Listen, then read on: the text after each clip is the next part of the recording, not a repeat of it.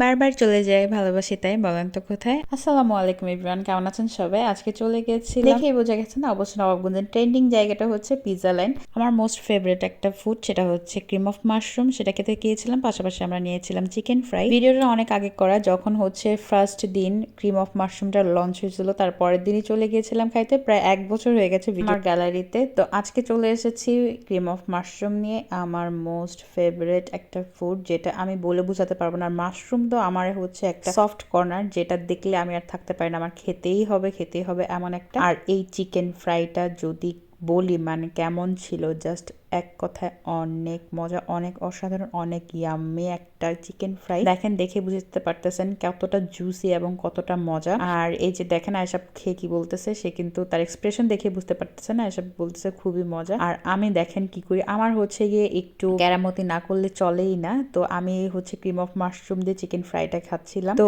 এটাও খুব মজা লাগছে। আপনারা একটু হচ্ছে গিয়ে ট্রাই করে দেখতে পারেন। আমার মতো এরকম গবেষণা কারা কারা করতে পছন্দ করেন অবশ্যই কমেন্টসে জানাবেন। তো আজকের ভিডিওটা এই পর্যন্ত, সবাই ভালো থাকেন, সুস্থ থাকেন, লাইক কমেন্টস করতে ভুলবেন না। কারা কারা আমার মতো মাশরুম পছন্দ করেন অবশ্যই জানা যাবেন। আসসালামু আলাইকুম।